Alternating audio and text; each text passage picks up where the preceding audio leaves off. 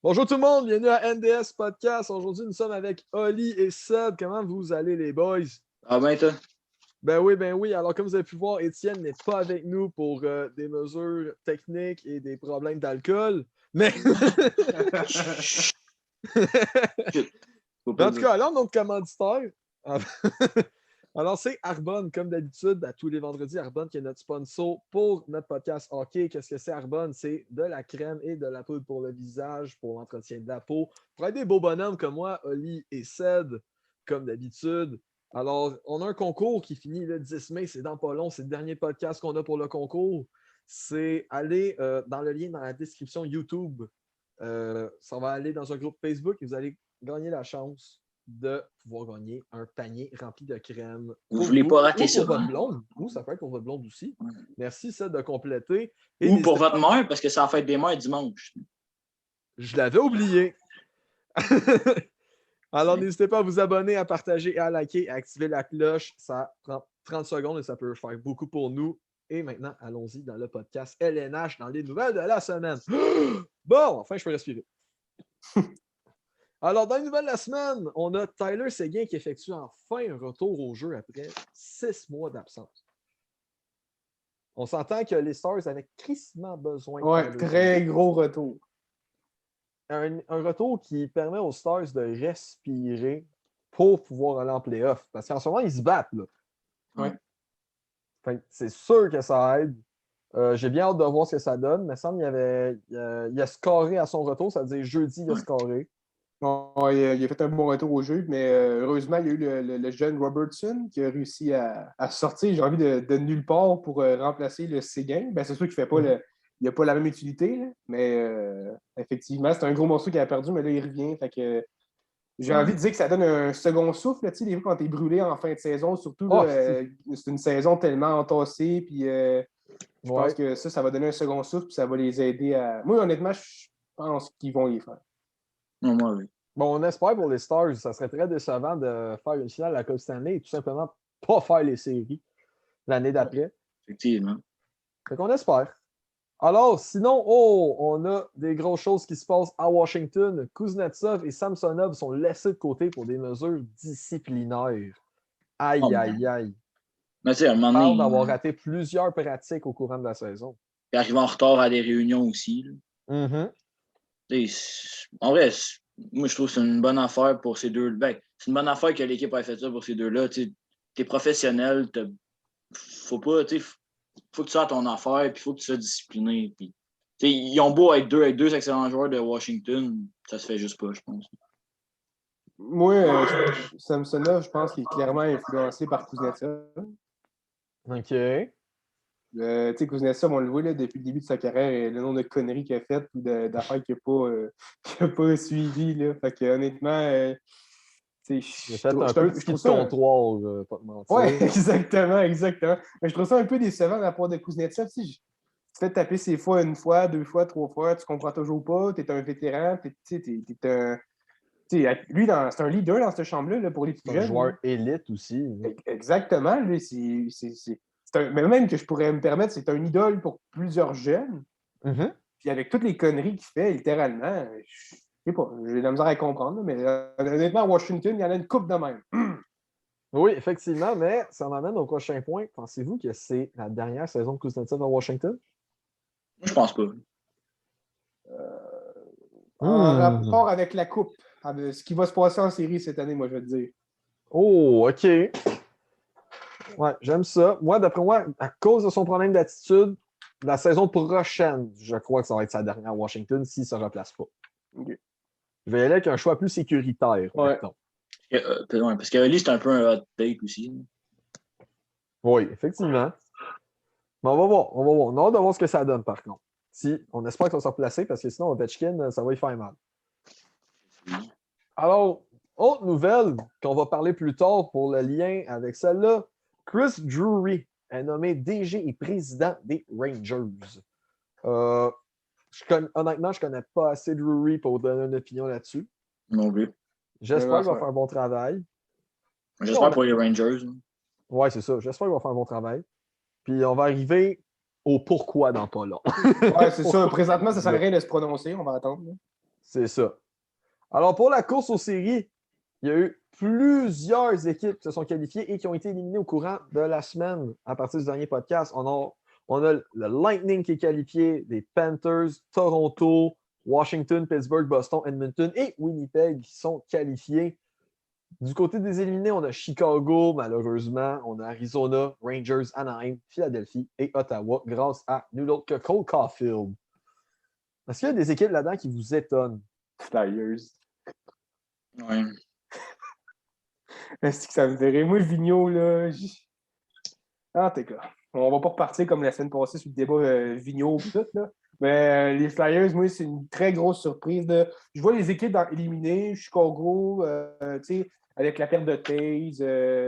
Honnêtement, ça, c'est pas, je suis pas surpris, mais Philadelphie, avec tous les vétérans qu'ils ont. Je sais que Carter Hart, il n'a pas connu une grosse saison, puis que les Flyers, ils se basaient en partie sur lui pour connaître des bonnes performances puis accéder aux séries.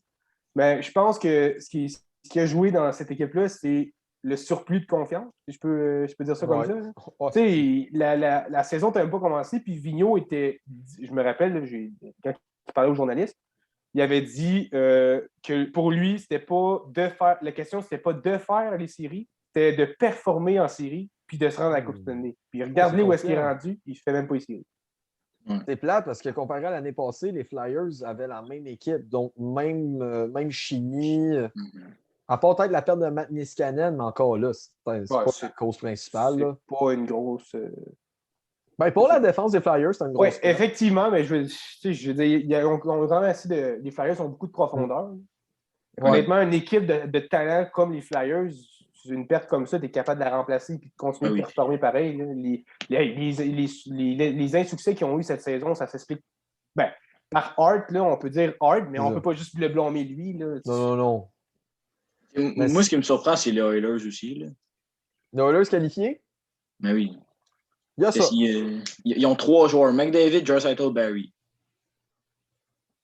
Oui, parce qu'en tout cas, avec la game d'hier, c'est pas Koskinen qui va les aider, ça, c'est sûr.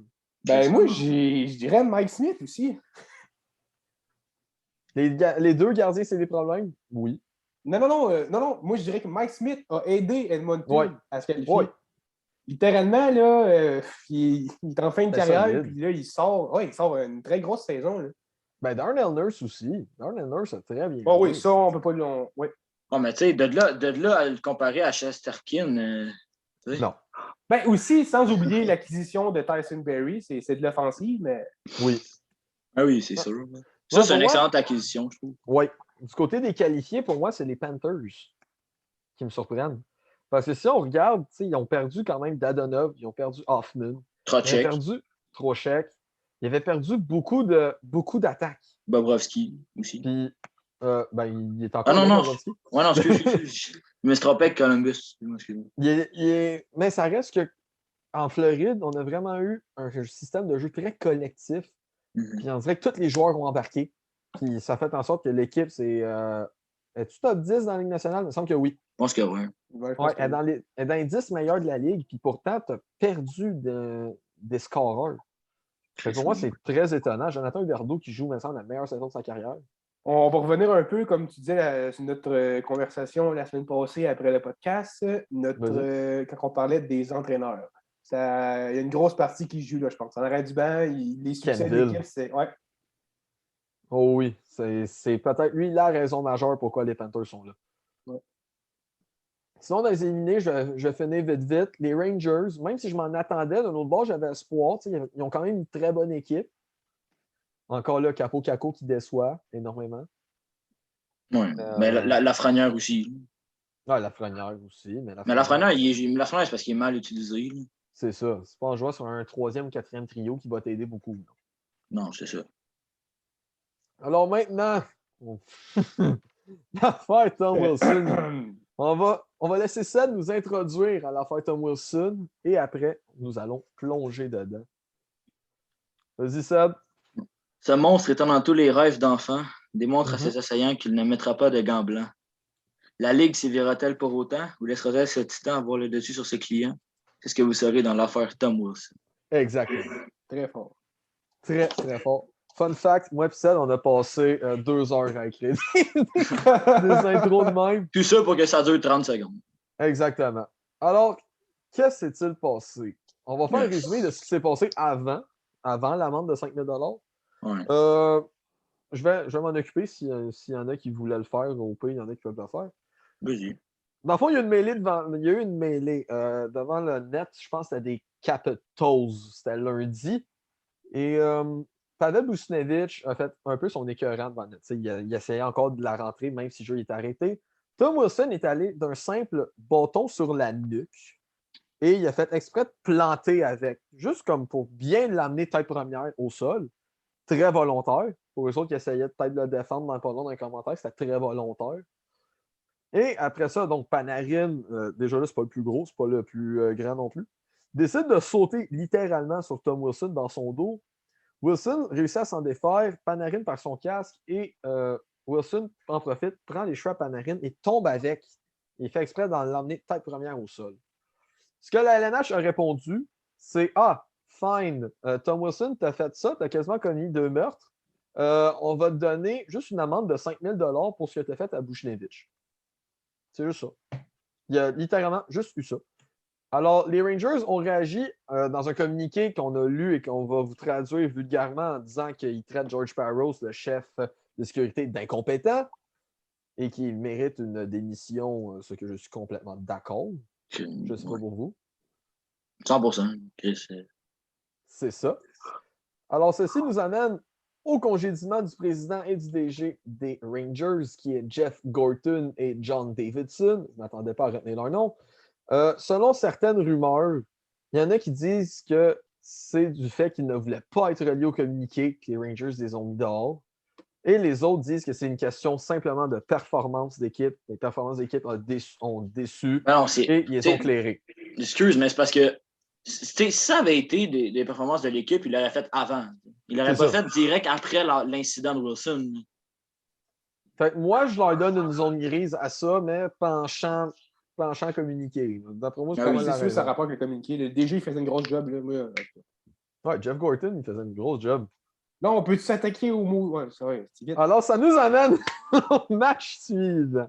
Le match qui a eu lieu hier ou avant-hier? Avant-hier. Ouais. En première période, dans la première seconde, il y a eu 3 bagarres. Il y a eu 6 bagarres dans les 4 premières minutes de jeu. Et ça l'a emmené au total 141 minutes de pénalité décernées dans le match. Puis aussi Tom Wilson qui a été supposément blessé. Oui, par Brendan Smith. Oui, Brendan Smith, mais ça pour vrai, je suis sûr qu'il n'était pas blessé. Il voulait juste le sortir parce qu'il savait clairement qu'il se ferait tuer. Les playoffs s'en viennent. C'est ça. Pour moi, c'est l'explication la plus logique. Tu viens pas me dire que le gars il s'est blessé parce qu'il a mangé 2 shots à la gueule. Il est fait bien plus fort que ça, le gars. Là, alors, est-ce qu'on a une autre affaire? Ah oui, avant de donner notre opinion sur l'affaire Tom Wilson, Pavel Buchnevich, ce qui est normal, je présume, a donné littéralement un double échec dans la face d'Anthony Mantha et contrairement à Wilson, même si c'est 100 fois moins dangereux, il a été suspendu un match. Maintenant, on peut défouler. Yes! Bon. Hey, là, j'ai respiré fort, là, j'avais hâte de partir. Ali avait hâte. Là. Ah, Ali, là. Ced, tu y vas-tu ou j'y vais? Ah, vas-y, je te laisse y aller. Parfait. Oui, là, t'as bombardé de plein d'affaires en même temps. Là, fait que, OK. Premièrement, je comprends pas 5 000 $ d'amende. OK, ça, c'est la première affaire que je comprends pas. Je suis complètement d'accord. Premièrement, il n'y a pas un geste dangereux qui fait sa glace. Il en fait 2 sur la même seconde. Okay? Ça, c'est la première affaire. Que c'est un récidiviste. Exactement. Pour en venir à l'amende de 5 000 $ étant l'amende maximale, moi, je ne comprends pas pourquoi tu donnes une amende. OK? Premièrement, une amende, à quoi ça sert normalement? C'est à donner un avertissement à un joueur qui commet son premier geste grave, si on veut. OK? Oui. Quand Tom Wilson, ça fait 36 matchs de suspension qui se mangent depuis le début de sa carrière, je m'excuse, mais 36, à un moment donné, tu as franchi l'avertissement. OK? Donc là, ça, c'est la première chose que je ne comprends pas, l'amende de 5 000 $. OK? Cette amende-là, qui amène par la suite à la débauche totale de la game de mercredi soir, Et là, après ça, tu as Buchnevich qui se fait suspendre. Et là, c'est là que je veux en venir du côté de Buchnevich. Je ne défends pas le geste qu'il a commis. Okay? C'est un geste qui n'a aucun rapport à faire. Qui mérite la suspension. Exactement. Mais attention, qui mérite la suspension, c'est là, où je veux en venir.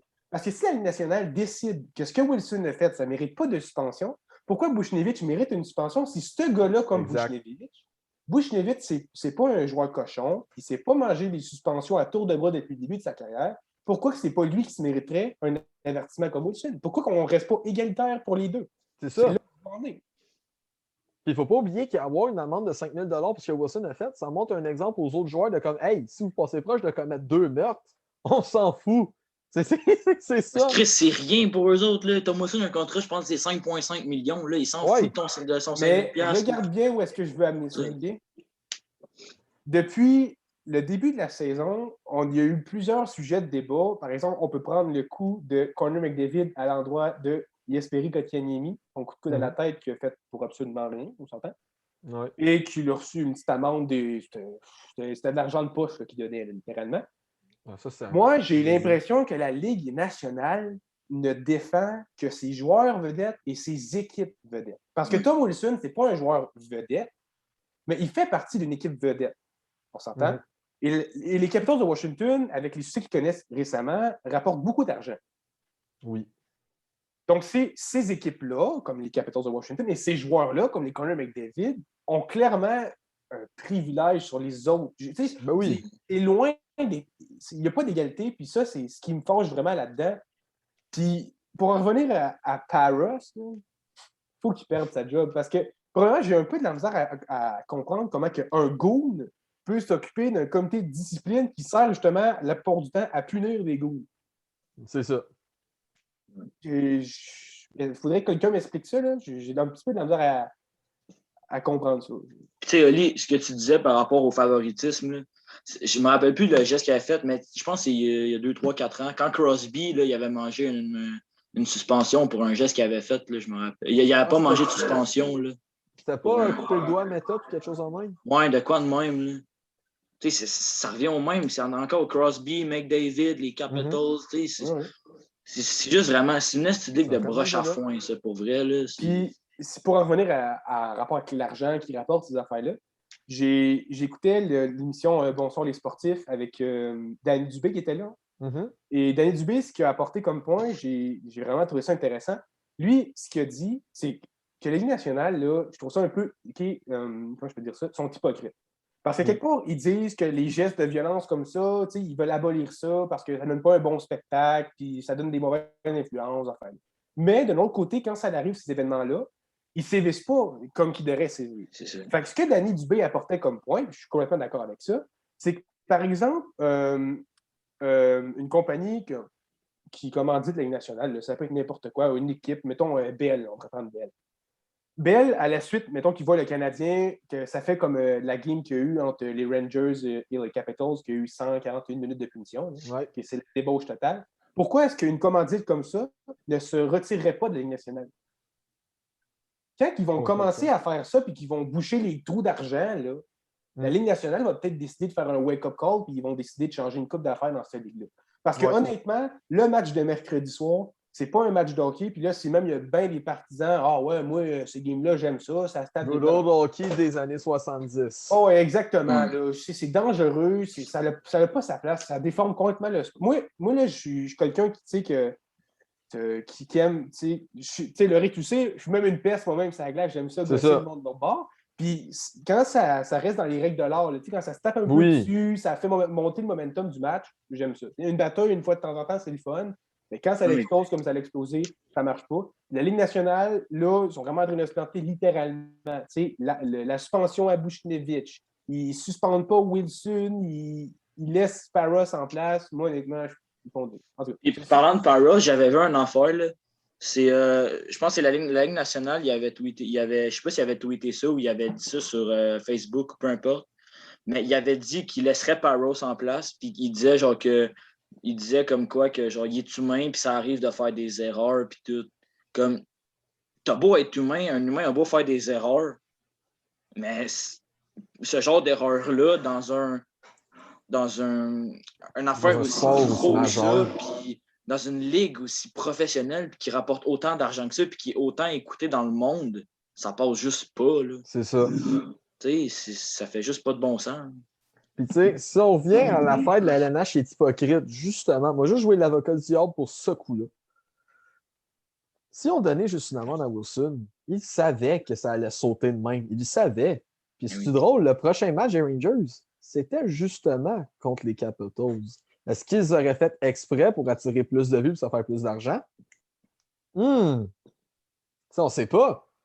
Ça peut être ça aussi. J'espère pas. J'espère, mais j'espère pas. Mais d'un autre bord, c'est ça. Puis, on va y aller avec des petites statistiques dans le journal de la presse. L'amende de Tom Wilson, ça équivaut à, mettons, si on prend le salaire moyen au Québec, c'est 56 000 $. L'amende de Tom Wilson avec le salaire moyen du Québec, c'est je t'ai donné une amende de 50$. C'est littéralement ça. On s'entend qu'on s'en calisse pour le salaire que tu fais pour payer une amende de 50$. On s'en fout. C'est pour ça que moi, une des solutions que j'aimerais, déjà là, Tom Wilson, t'es suspendu un an. Moi, je ferais ça. Une saison. Oui, 100% d'accord. Deuxièmement, du monde qui gagne 5,1 millions, qui ont des amendes de 5 000$. On s'entend que c'est fuck all. C'est rien. Donc, je crois que la LNH, ce qu'elle devrait faire, c'est imposer comme des taux d'impôt. Tu gagnes en temps et temps, ton amende va être plus chère. Tu gagnes, mettons, entre 900 000 puis 2 millions, ton amende est moins chère. Tu gagnes entre 10 puis 12 millions, ton amende 500 000. Tu sais, il faut avoir de quoi qui est égalitaire partout. Ouais, comme ça, le joueur qui gagne 12,5 comme McDavid, s'il a une amende de 500 000, on s'entend qu'il va se calmer le prochain coup. Ben, c'est ça. Là, tu sais, Wilson, avec son amende de 5 000$, c'est juste, OK, il m'a le refaire, il m'a avoir une autre amende, merci, bonsoir. Là, ils s'en foutent, là. Puis, ce qu'on a oublié de dire là-dedans, c'est que les Rangers, pour leur communiquer, ils ont eu une amende de 250 000$. Mm-hmm. C'est qui est ça, à quelque part, là, la vente de 250 000$, il fallait qu'ils s'attendent à ça, là, parce qu'ils vont se moquer de la Ligue nationale. Ouais, mais, tu regardes Wilson qui a failli inutile. tuer 2 gars puis qui a 5 000$ d'amende. Je suis complètement d'accord. C'est n'importe quoi, pour vrai. D'accord, les amendes sont insuffisantes. C'est 5 000$, là, c'est rien. Là. Lui, littéralement, il rit, là, Wilson, là, il en rit. Là, 5 000$ pour ce qu'il a fait. Là. Lui, il est dans son salon, là, en regardant la TV, en regardant les nouvelles, là, il est crampé bien raide. Tu sais, bon, je vais aller dans les amendes un peu. C'est bien bon de donner une amende de 250 000$, mais d'un autre bord, ils dénoncent une faille dans le système. Puis toi, tu leur donnes une amende. C'est comme les entraîneurs quand ils critiquent les arbitres. Oui, il y en a des fois qui ils disent de la merde, les coachs, quand ils disent ça.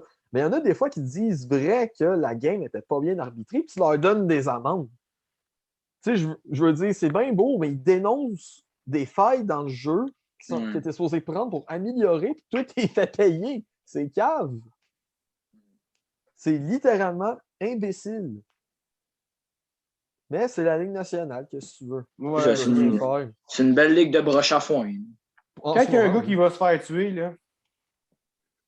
Ouais, puis même là, ça, je suis pas sûr qu'ils vont comprendre pareil. Là. C'est ça.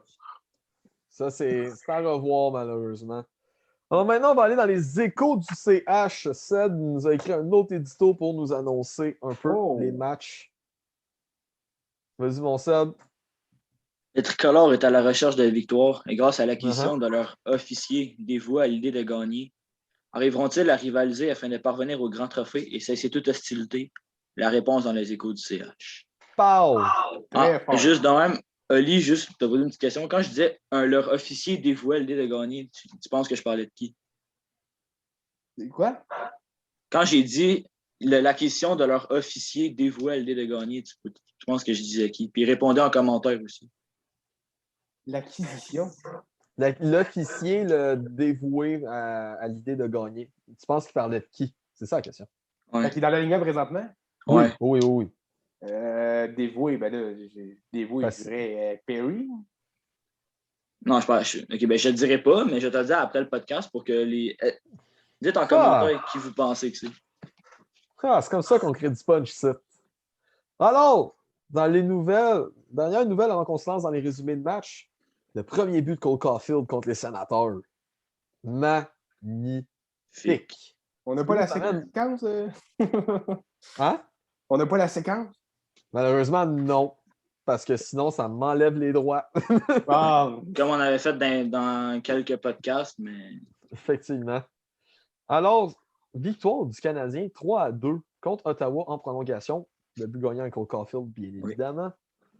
Alors, si on regarde les stats vite, Thomas Chabot, un but, Stützle, un but. Si on s'entend que c'est les gros canons, à part Artem Zub. Mais du côté de l'Ottawa, c'est pas mal les gros canons qui ont ressorti. Du côté de Montréal, Jake Evans, le quatrième trio a été très productif. Jake Evans, une passe, Corey Perry, une passe. Cole Caulfield, me semble, jouait sur la troisième ligne. Ouais, ce fois-là. troisième. Il joue avec Evans puis Lekonen. Oui, puis Petrie et Toffoli ont un but, une passe chacun. Philippe Gustafsson, par contre, a joué une énorme game. Mm-hmm. Shout-out à Étienne.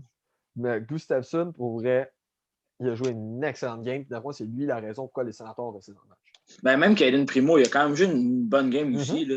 Oui, il a juste un taux d'efficacité de 913. C'est pas mauvais, mais c'est pas excellent. Mais pour vrai, sur la glace, moi, pour vrai, je ne m'attendais pas à une game comme ça. Je me disais, oui, c'est Ottawa, ça peut peut-être potentiellement être facile, mais là, on l'a vu qu'est-ce qui s'est passé dans l'autre game contre Ottawa, mais on va en parler après. mais pour revenir sur. T'as-tu dit ça?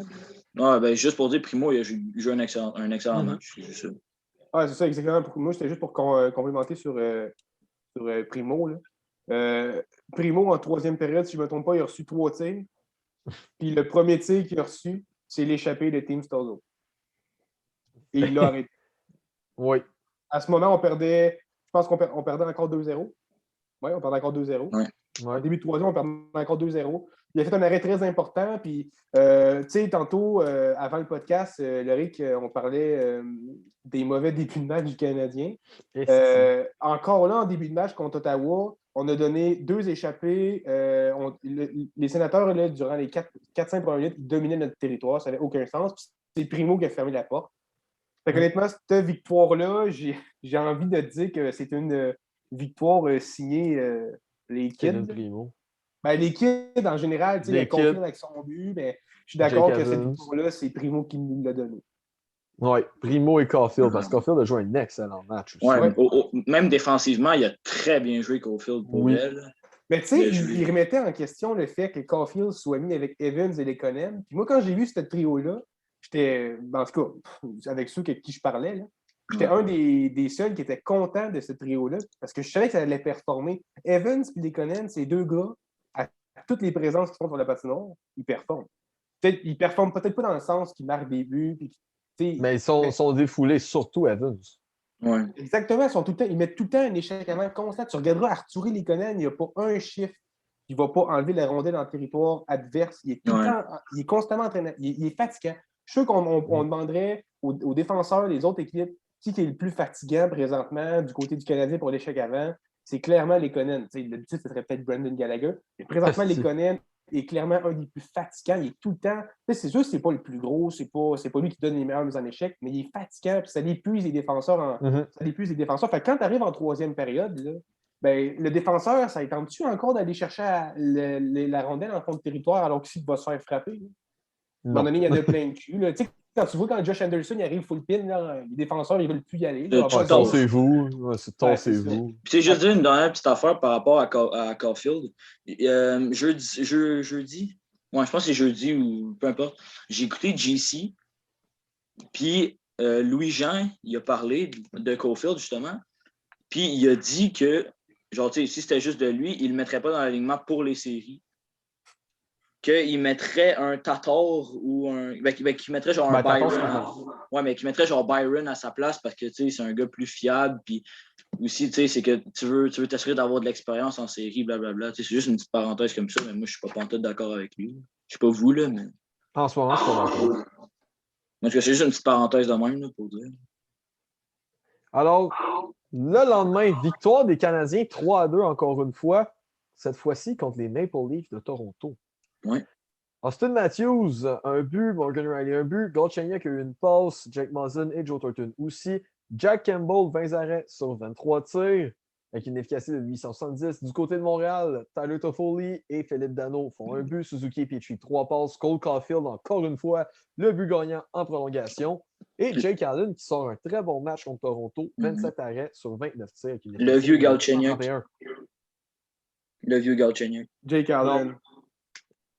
Caulfield. On va compléter. Hein. Mais quel match, par contre. Ouais. Quel match de Nick Suzuki? Ah, qu'est-ce que Oui. Je vais le dire comme ça, là. Moi, j'ai été un des. Je pense que dans les premiers podcasts que j'ai participé avec vous autres, les gars, j'ai chialé contre Nick Suzuki parce qu'il ne connaissait pas une bonne passe. Puis je trouvais que défensivement, autant défensivement qu'offensivement, il n'était pas. Ça faisait dur. Oui, effectivement. Puis, tu sais, il était pas le premier qui revenait défensivement. Puis offensivement, je ne sais pas ce qu'il faisait.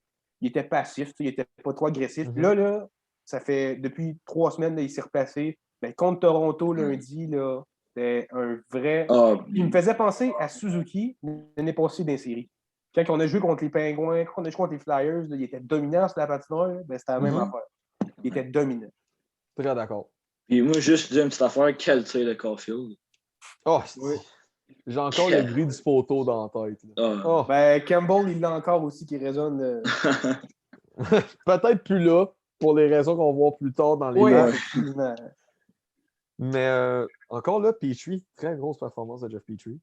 Ouais. Mais Petrie, est-ce que tu as remarqué, Petrie sort son plus gros jeu quand Quand Weber Weber n'est n'est pas plus là. là. Ben, c'est normal, il y a plus de temps de jeu.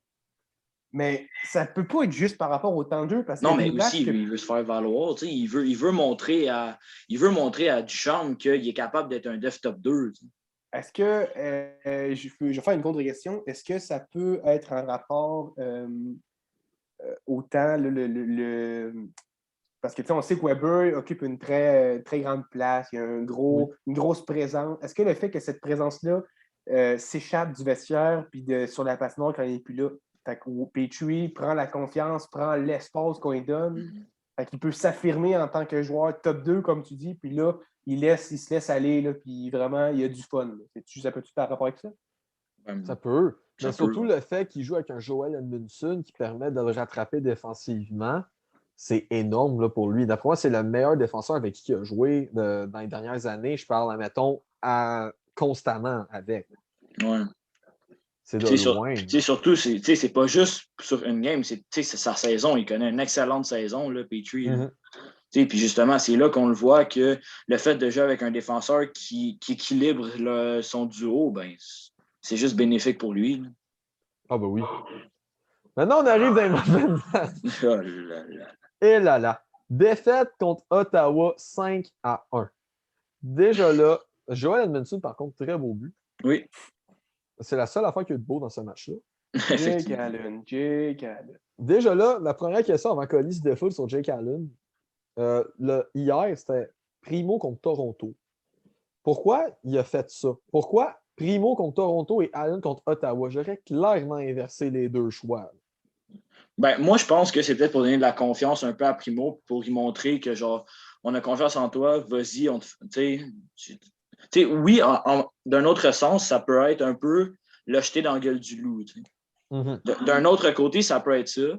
Mais moi, je pense que l'intention de Dominique Ducharme en envoyant Primo contre Toronto, c'était plus pour lui dire, regarde, on a confiance en toi, vas-y, t'es capable. T'sais. Moi, savez-vous quoi, les gars? Vas-y donc. Je pense que Ducharme, c'est pas un coach en chef très expérimenté. Moi, je pense qu'il s'est fait pogner à contre-courant. Je vais vous expliquer. Quand il est arrivé mercredi matin, en fait mardi, là, sa décision était déjà prise que ça allait être Jake Allen qui allait gauler contre Ottawa. Okay? Selon moi, il n'a jamais hésité à mettre Allen. Premièrement, parce que Ottawa, c'est notre bête noire. Puis on a besoin d'aller chercher des points contre une équipe dans les plus faibles ligues nationales. Donc, il voulait se donner plus de chance à aller avec Jake Allen. Okay? Moi, je pense que, littéralement, on le voit par le score, hein, qu'il a fait comme tout le restant des joueurs, ils ont pris les Sénateurs trop à la légère. Comme tout le temps. Puis effectivement. Puis je pense que dans la tête à Ducharme, lui, il s'est dit mardi soir, on est sur une strike de win, ça va bien, on a du succès récemment.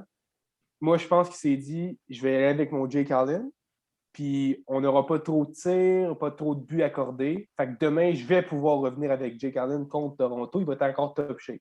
Là, on a accordé beaucoup de tirs, garde 34 tirs, 5 buts accordés. Là, beaucoup de revirements. Effectivement. Là, il s'est dit, il faut que je mette Primo demain. Puis là, il s'est fait avoir. Moi, je pense que c'est ça. L'idée n'est pas mauvaise. L'idée n'est pas mauvaise, mais l'autre bord, ça reste qu'utiliser Allen pour 2 matchs de suite, c'est pas la meilleure des idées à base. C'est pas Carey Price. Aussi. Mais Ben, juste il l'a déjà fait, Jake Allen. Il l'a utilisé 2 fois, Oui. 2 fois de suite, je pense. Moi, je suis complètement d'accord qu'il n'est pas du tout fait pour ça. Là. Mais, Ben, juste un regarde, gardien en général n'est pas fait pour ça. C'est pour ça qu'on a des goalers remplaçants. c'est à ça que ça sert. Ils sont Ça, payés pour reposer. ça. Ils sont payés pour ça. Je m'abstiens sur quoi dire contre Allen. Là, fait que, oh, il change de page. Ah, vas-y, allez, défoule-toi. Défoule-toi. Je peux y aller? Ben oui, vas-y. OK. Moi, là, je le trouve fatigant. OK? Il me fatigue. Quand je le vois gauler, il me fatigue pour vrai. Les goalers comme Carey Price puis Caden Primo, on va oublier la game d'hier, OK? On le jette à la poubelle, on oublie. Les matchs qu'il joue, ce que j'aime, autant que tu joues avec le Rocket, là, vous allez me dire, c'est pas la même chose, je suis d'accord, OK? Mais juste la confiance qu'il donne, OK? La confiance qu'il inspire. Quand tu vois un gardien, puis là, Rick, tu vas être bien placé pour en parler, quand tu vois qu'un gardien est d'attaque, il sort de son filet, il est prêt à attaquer les tirs, ça te montre que le gardien est en confiance, puis il est prêt à jouer ce match-là. Quand tu Ça vois passe un goaler... coéquipier. Exactement. Puis c'est bien plus intimidant pour les adversaires. Ils ont bien moins le goût de tirer au but. Là, ils cherchent bien plus la passe parfaite pour essayer de le déjouer. Ou ils cherchent le tir parfait, donc viser dans un coin puis manquer le net. Exactement. Quand tu vois un gardien de but, comme Jake Allen récemment, il goal ses talons dans le fin fond de son net. Vous regarderez, il est tout le temps sur la ligne rouge. Il fait tout le temps un arrêt. Il n'est pas sûr s'il est là, il regarde en arrière. Puis les tirs, là, il est tout le temps baissé dans son net. Il donne tout le top. Moi, ça me fatigue. Les gars comme Matthews, Marner, qui ont les snipers, eux autres, c'est du bonbon, c'est des cadeaux. En tout cas, c'est ça que je voulais dire. J'ai fait mon segment contre Allen. Bon, là, lui, il est content, là, il peut respirer. Yes, on peut passer au prochain. C'est pour ça que moi, je trouve, on va faire un dernier point sur Allen avant. Là. C'est pour ça que moi, je l'ai dit la semaine passée. Je veux que le coach des gardiens soit Marco Marciano, qui était, lui, remplaçant en attendant la quarantaine de Sean Burke. Quand c'était Marciano, temporairement après le renvoi de Stephen Waite, Price et Allen goalaient très, très bien. Price commençait à revenir sur les rails. Jake Allen goalait très bien, très solide. Et là, depuis que c'est Sean Burke, ça fait très dur. Très, très dur. Moi, je pense, est-ce que c'est pas Sean Burke le problème? Parce que moi, en tout cas, ce que j'ai cru comprendre, c'est que Sean Burke est un entraîneur des gardiens extrêmement intense. Tu sais, que c'est quelqu'un qui parle fort, puis qui. Je sais pas si. Moi, c'est ça que j'ai entendu, puis à ce qui paraît, genre, Allen puis Price, il n'y aurait pas nécessairement comme. Il n'y aurait pas confiance en eux par rapport à ce que Sean Burke leur montre ou ce que Sean Burke leur dit. T'sais. Ça peut être ça aussi. Ça peut être ça aussi. Et on va arriver à la dernière game. Oh, tabarnak. Défaite, étonnamment, contre Toronto 5-2. Avant de sortir les stats, l'esti de première période décalissante. Je ne surveille pas mes mots pour cela parce que c'est littéralement les meilleurs pour décrire la première période. Oui. Du Canadien qui ont joué comme des maudits fantômes. Genre, oui, je veux bien qu'Aiden Primo, ça lui fait enlever parce que s'il va à part changer ses trios pour la 100e fois en 2 jours, Dominique Duchamp va trouver d'autres façons de fouetter son équipe. Est-ce que enlever Primo, c'est la meilleure idée? Non. Oui, mais pas pour Primo. Oui, c'est ça. Par contre, on s'entend, il y a, admettons, 2 buts que Primo aurait pu arrêter. C'était loin d'être une bonne game. C'était loin. Je m'en doutais que Primo il allait avoir de la misère contre Toronto. C'est des gros canons. Mais d'un autre bord, quand la POC elle se rend à toi, ça tu dis que ton équipe a fait la job pour essayer de l'empêcher? Non! Puis en première période, le Canadien n'était juste pas là. Il n'était pas là. Ça jouait comme des touristes. C'était pas là. Le seul joueur qui était là dans toute la game, c'était Lekonen. Ouais. Grosse game de Lekonen. J'ai bien aimé Corey Perry aussi, là, mais oui, effectivement. Corey Perry, dans quelques présences, mais le joueur qui était là constamment, c'était Lekonen. Ouais. Mm-hmm. Caulfield a connu un moins bon match. Son match était correct. Défensivement, Caulfield a eu plus de misère. Caulfield, il a connu une bonne 3e. Mais comme le restant de l'équipe. Ouais, mais je trouve qu'Ofield, moi, je trouve qu'il s'est démarqué des autres en troisième. Moi, par rapport Offensivement, oui. Oui, vas-y, Larry. Non, c'était juste pour compléter. OK, ben dans le fond, moi, par rapport à ce que tu as dit la première période, là, c'est frustrant de voir que chaque début de match, on n'est pas prêt. Puis honnêtement, quand tu te fais marquer un but dans les premières minutes du match, ça te casse les jambes pour le restant du match. T'as bien beau dire ouais, mais dans 5 minutes, il va y avoir une pause publicitaire, là, le coach va parler. Tu sais, des fois, quand le coach te parle, là, à un moment donné, ça ne marche plus. Là, il n'y a plus de Ça recette leur passe gagnante. 10 pieds par-dessus la tête, là, ils s'en foutent. Tu commences littéralement le match avec un déficit de 1-0. Ben là, c'était pas juste un déficit de 1-0, c'était 4-0. Oh, ouais, mais je veux dire, pour le premier but en 16 secondes. Effectivement. Mais tu sais, depuis que c'est Claude Julien, depuis que Claude Julien est à bord de l'équipe, nos débuts de match, puis nos fins de période, rappelez-vous, les fins de période aussi, on avait de la misère, mais nos débuts de match, on se faisait toujours scorer. Fait que Dans les soit... 2 premières minutes. Exactement. Fait que ça soit Julien ou Ducharme, ça n'a pas changé. Fait que, est-ce que là, on peut se dire que c'est pas un problème d'entraîneur? C'est un problème qui vient clairement du vestiaire. De l'interne. Exactement, ça vient des joueurs, le problème. Là. Ça vient des joueurs, c'est obligé. Là. Bergevin peut bien avoir fait les changements possibles en changeant de coach, mais on dirait que les joueurs ne répondent pas. Mais tu sais, moi, je pense que, tu sais, pour vrai, je pense que, c'est sûr que c'est un manque de confiance, premièrement. Puis, mais deuxièmement, je me demande, est-ce que le Canadien ont les. Comment je peux dire? Est-ce que les Canadiens ont les bons leaders pour l'équipe du Canadien? Vous comprenez ce que je veux dire? Parce que le Canadien, c'est une grosse franchise. C'est une franchise quand même assez connue dans toute la ligue. Puis c'est une des plus grosses franchises de la Ligue nationale. Mais est-ce que leurs leaders sont à la hauteur de l'équipe du Canadien de Montréal? Moi, c'est ça que je me demande. Puis c'est ça que je pense qui fait en sorte que justement les gens n'ont pas confiance en eux puis que ça donne des matchs de marde comme ça. Je sais pas si ça a suivi là, ce que je veux dire.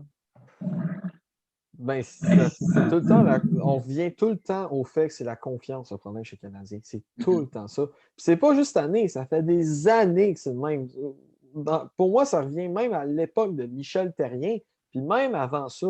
La confiance, on dirait, à Montréal, là, je ne dis pas Lille, la confiance chez le Canadien, on dirait qu'il y a de quoi qui ne marche pas. Je ne sais pas comment l'attirer. On dirait qu'elle ne veut pas venir à Montréal. Elle trouve les billets d'avion trop chers. Je sais pas. Mais on dirait, les joueurs, peu importe c'est qui, ils ont de la misère à avoir de confiance.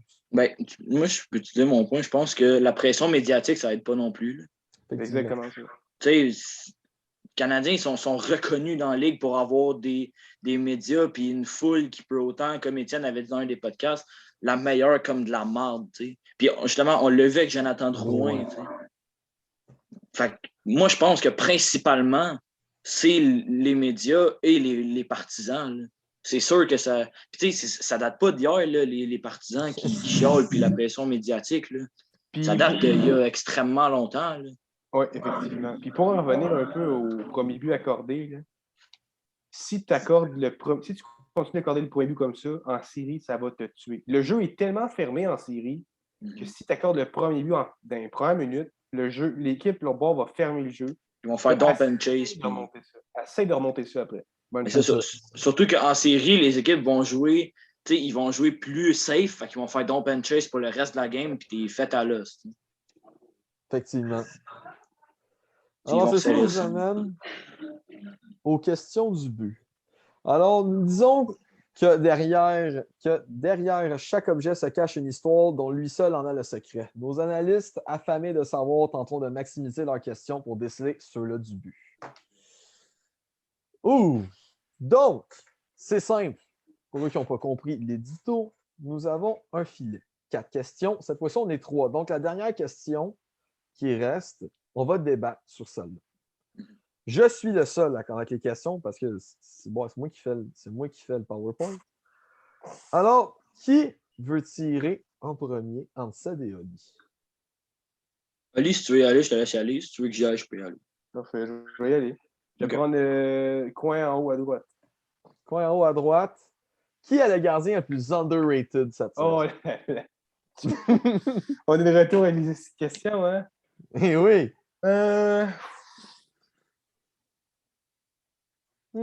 Bonne question. Hein? Le Rick, on avait fait un classement, hein, tu t'en rappelles. Ouais, attends, Laurie, je vais aller avec un peu avec une conversation qu'on a eue la semaine passée sur Instagram. Vas-y donc. Je vais aller, c'est sûr, ça a été une surprise, mais c'est Grubauer, OK? Je l'ai trouve qu'on ne lui C'est donne pareil. pas assez de mérite. Mhm. Tu sais, on parle présentement. C'est quoi on avait dit, Laurie, là, on parlait entre lui et. C'était dans les gardiens underrated dans la liste que j'avais envoyée. Varlamov, Non, on parlait pour. Vasilevski. Vasilevski, c'était pour. le Vézina. Le Ah, Vézina. c'était exactement ça. C'était pour savoir qui allait gagner le Vézina. Exactement. Bon, Grubauer, il est dans les conversations pour le Vézina, mais j'ai l'impression qu'on ne lui donne même pas assez d'importance. Genre, les personnes, ils l'ont mis là, il est dans la liste, mais personne n'en parle comme quoi qu'il pourrait le gagner. Oui, effectivement. Puis, je suis d'accord que ben, il y a une grosse équipe devant lui, mais c'est la même chose pour Vasilevski. Mhm. Il y a une grosse équipe devant lui, puis j'ai de la misère à comprendre qu'on voit juste, encore une fois, Vasilevski en avant, puis c'est juste lui qui est dans la compétition, il est tout seul pour gagner. Non, Grubauer mérite amplement sa chance. Je veux dire, il connaît une grosse saison. Ça n'a pas été facile. Lui, il y a eu des cas de COVID.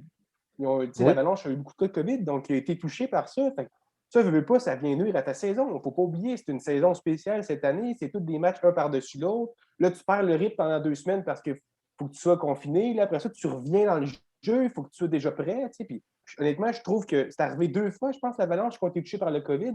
Puis, à toutes les fois qu'ils sont revenus au jeu, Grubauer revenait en force. Il ne donnait pas, mettons, un mauvais match, un autre mauvais match. Non, parce que l'Avalanche a connu une bonne saison en général.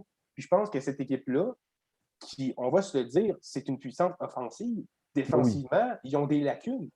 Mais Grubauer vient corriger ces lacunes-là. Donc, honnêtement, moi, je pense qu'un des plus underrated de cette saison, c'est Grubauer. Sur cette question-là, j'aimerais ça entendre juste un choix de Ced. Pas besoin d'explication, mais Ced, est-ce que tu as un gardien qui te vient en tête rendu là? En part gardien.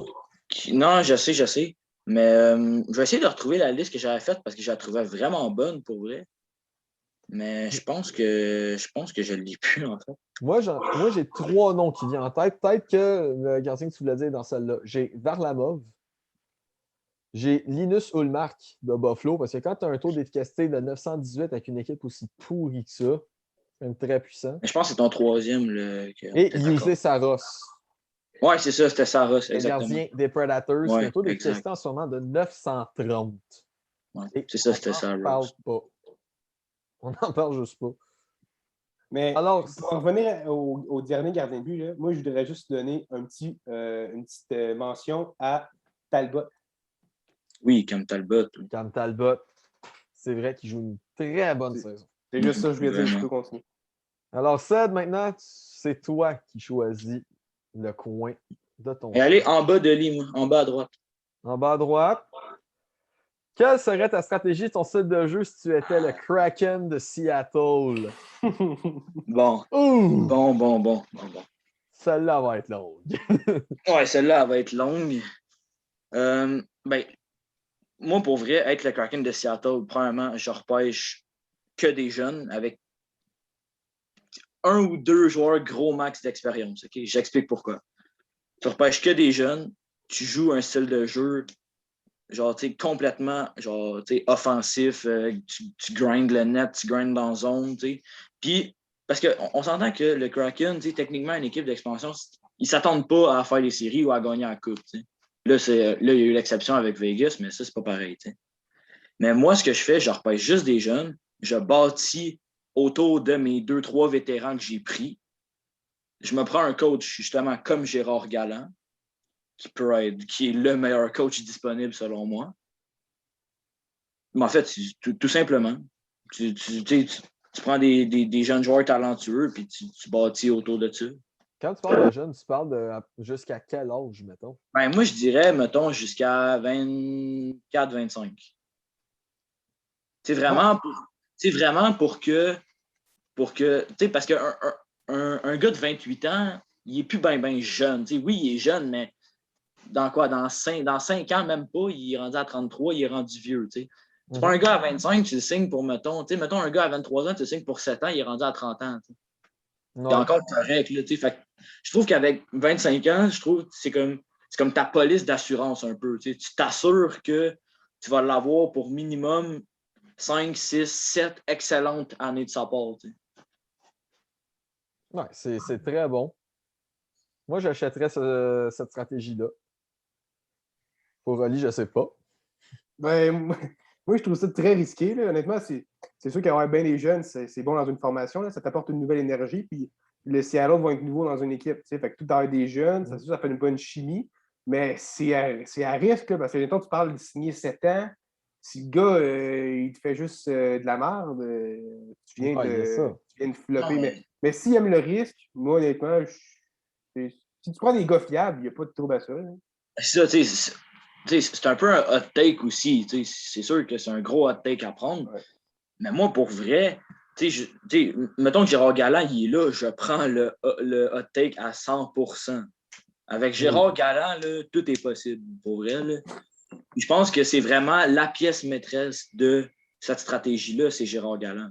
Mm. C'est lui qui va vraiment pouvoir encadrer les jeunes puis faire en sorte que le Kraken, même malgré qu'ils ont une équipe jeune, ne va pas donner une équipe très dominante. Arrête-moi ça. Claude Julien fait une meilleur job. Oh! Mention spéciale à Oli vendredi passé qui avait dit Patrick Roy pour le Kraken. On ne sait jamais ce que ça peut donner. Alors, les gars, vu que c'est moi qui ai fait les questions, vous allez choisir le coin que je vais répondre. Donc, soit le top à gauche ou le bas à gauche. Moi, Ali, on y va-tu top net gauche parce que c'est là que Loris a tout le temps passé ses buts. Ouais, vas-y. C'est même pas vrai, en plus. Alors, tu as dit top net à gauche? Si j'étais le DG du Wild, quelle serait ma stratégie pendant la saison morte? Alors, c'est très simple. Je continue à bâtir autour de Kaprizov. Mon équipe est bizarrement très bien établie. Elle s'est très bien débrouillée pour ce qu'elle est sur papier. Donc, c'est sûr que mon but, c'est de me départir soit de quelques vétérans, je pense notamment à Zach Parisé, avec un énorme contrat, ça va être très compliqué, mais il faut s'en débarrasser. Il faut s'en débarrasser pour le Wild pour attirer de meilleurs joueurs. On regarde dans les agents libres, il y a des joueurs très intéressants comme, mettons, Brandon Saad, Ryan Nugent-Hopkins, Dougie Hamilton, on s'entend qu'il ne va pas signer là, mais ça reste un joueur qu'on peut s'essayer. Tyson Barrie aussi. Il y a beaucoup de choses qu'on peut faire au Minnesota. Donc, moi, ce que j'essaierais de faire, c'est rajeunir un peu, parce qu'une équipe semi-vieillissante, on s'entend, il y a des Nick Bonino et des Victor Rask. Ben, Rask, il est juste pas bon. Mais, il y a Alex Tala qui est vieux. Il manque de jeunes pouvant jouer avec Kaprizov au Minnesota. Donc, pour moi, c'est ça que j'essaierais de faire. Comme premier centre, j'irais peut-être chercher un centre capable de jouer des deux centres à la patinoire. Pour compenser le jeu défensif, même si Kaprizov en a un bon. Il n'est pas excellent, il y en a un bon. Pour compenser, des fois, les lacunes défensives de Kaprizov. Donc, ça serait pas mal mes stratégies. Échanger Parisé, s'en débarrasser, puis aller chercher peut-être deux attaquants. Un jeune, on parle, mettons, 26 ans à peu près. Tu sais, le début de leur prime, ça va coûter cher, mais c'est ça qu'il faut. Qui peuvent jouer avec Kaprizov pour mieux équilibrer mes trios. Moi, c'est comme ça que j'irais pour le Wild. Je miserais gros. Là. Alors, ceci nous amène à la question qu'on va débattre les trois ensemble, qui est en bas à gauche. Est-ce que les Canadiens sont une équipe aspirante à la Coupe Stanley cette saison sans les blessures? On en a parlé de la semaine passée. Hein? Ouais, on a parlé. Dans le PDK, on va la faire vite. Est-ce que c'est la dernière question en plus avant de se laisser? Alors, est-ce que le Canadien, sans les blessures, est aspirant à la Coupe Stanley? Le dernier podcast, on avait dit pour faire les séries. Là, on dit aspirante à la Coupe Stanley. Quelqu'un veut commencer ou je peux y aller? Moi, je vais y aller. Selon moi, c'est un non. Sans les blessures, le Canadien, sur papier, oui. Sur la glace, depuis, si on enlève les 10 premiers matchs de la saison, on est loin d'une équipe qui peut gagner la Coupe Stanley. On est vraiment loin. On dirait que la chimie ne pogne pas. Les attaquants ont beaucoup de la misère. Les défenseurs aussi, ces temps-ci, beaucoup de revirements. Les gardiens ne sont pas très à l'aise. L'équipe est juste pas solide. Je ne pense pas, à part si on prend les Oilers au premier tour, le Canadien n'est zéro aspirant à la Coupe Stanley cette année, dû à une chute infernale, un changement de stratégie ben trop tôt dans la saison, un changement de coach avec peu d'expérience et finalement un manque de confiance qu'on n'arrête pas de dire. Pour moi, ça, c'est ma réponse. Ali, tu y allais? Ah, vas-y, Seb. Yeah. Moi, je l'ai été donné, mais moi, je pense que oui. Oh! J'explique, OK? T'sais, là, c'est pas juste mon cœur de fan des Canadiens qui parle. Je parle juste comme, mettons, quelqu'un qui connaît zéro Canadien et qui va juste jouer. Le Canadien, oui, il y a un manque de confiance, oui, il y a des lacunes, puis oui, le coach n'a pas d'expérience, je suis d'accord. Mais en playoff, c'est un autre game. Mm-hmm. Si tu as des Gallagher, Byron, Tatar qui revient, tu laisses Caulfield dans l'alignement, tu as un Price qui est au sommet de sa forme, ça joue physique, mais pas au sommet de sa forme, mais qui joue bien. Ouais. On l'a vu dans les séries l'année passée, Weber, Charrot, Suzuki, Kotkaniemi, ils jouaient de l'excellent hockey. Puis moi, je pense que cette année, on a une bien meilleure équipe que l'année passée. Fait que là, avec des ajouts comme Perry, Stahl, Toffoli, Anderson, Edmondson, moi, je pense que pour vrai, en playoff, ça peut juste éclater. Puis je pense que le Canada, ça peut vraiment être la surprise des séries éliminatoires. Alors, du côté de Oli. Ben, moi, je vais dire oui. Oui, clairement, c'est une équipe aspirante à la Coupe Stanley. Puis je vais faire comme Seth, je vais prendre du recul, puis je vais enlever mon chandail de partisan, puis je vais la décortiquer comme une équipe que je ne prendrais pas pour la Ligue nationale. Honnêtement, avec toutes les acquisitions que Marc Bergevin a faites, les gars d'expérience, il a été se bâtir pour les séries éliminatoires. Puis comme Seth a dit, les séries éliminatoires, c'est une nouvelle saison, c'est complètement différent. Carey Price, blessé, on a beaucoup de difficultés présentement, mais en playoff, un Carey Price reposé, ça fait très peur. OK? Puis, la façon que c'est fait cette année, les divisions et tout ça, les deux premiers tours, les équipes qu'on a des chances d'affronter, OK? On a les Maple Leafs de Toronto, l'équipe qui choke depuis tant d'années. Alors, je pense que ça ne changera pas cette année, il n'y aura pas d'exception à la règle. Par la suite, on a les Oilers d'Edmonton, aucune expérience en playoff. Puis, on l'a vu, ce trio-là, cette année, contre le Canadien, on les neutralise. Tu as un trio à neutraliser et c'est fini, il n'y a plus de menace. C'est aussi simple que ça. Tu neutralises McDavid et Draisaitl et il n'y a plus de menace dans cette équipe. Tu as peut-être Mike Smith qui va peut-être te voler 1 ou 2 matchs, mais c'est un 4-7. Puis je pense qu'au final, le Canadien a l'avantage là-dessus. Et après ça, tu as les Jets de Winnipeg qui, honnêtement, c'est l'équipe qui me fait le plus peur d'affronter en série parce que je pense que c'est l'équipe la plus complète qu'on peut affronter. Oui, on a des lacunes défensivement, ça je suis d'accord, mais malgré tout, le style de jeu qu'ils jouent, ça fait en sorte que les matchs ils restent serrés et ils n'accordent pas beaucoup de buts. Puis ils ont un corner Hellbuck, un Vézina dans les buts. Donc je pense qu'un duel Hellbuck contre Price, c'est un très gros duel et je pense que si ça devait arriver, ce serait clairement une série qui se passerait entre les gardiens de but.